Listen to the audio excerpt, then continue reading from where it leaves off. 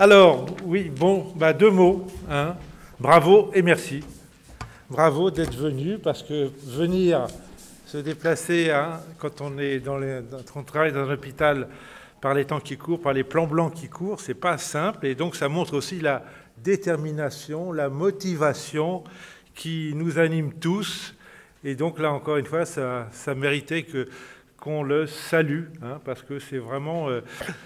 Et c'est vrai que la prise en charge de la douleur, on va le voir tout au long de cette journée, c'est en plus dans la période actuelle, hein, la période actuelle, c'est l'urgence, on bouscule beaucoup de choses, et parfois on bouscule aussi les bonnes pratiques, hein, les bonnes pratiques en matière de douleur, en matière d'humanité. Hein, on sait quand même qu'il y a eu des très mauvais exemples, hein, notamment avec les personnes âgées, hein, où l'humanité a été mise largement de côté. Et là aussi, par cette deuxième vague dont on entend parler évidemment chaque jour, chaque heure, hein, il y a aussi ce risque d'épuisement, de fatigue des équipes. Hein, et ça, tout le monde est bien au fait de ce risque important.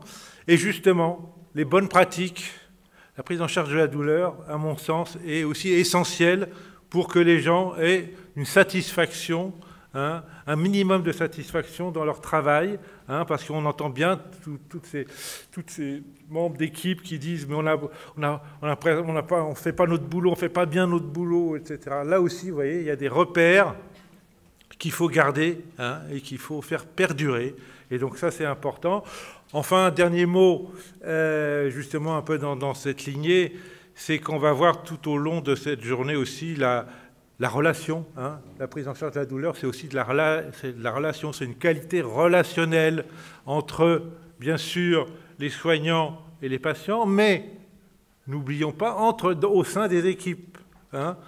Là aussi, c'est quelque chose qui est essentiel à rappeler. Hein. Et d'ailleurs, on sait, et je pense qu'on l'a vu aussi dans ce qui s'est passé dans certains EHPAD, que la qualité relationnelle au sein des équipes est un bon marqueur.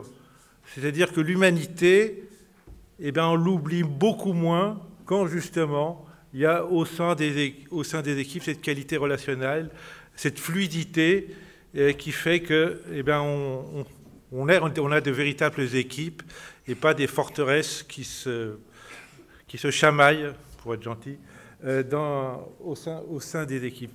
Donc voilà, j'avais encore plein d'autres choses à dire, mais je pense que, en tout cas, je vous remercie encore d'être toutes et tous venus à cette journée du CNRD.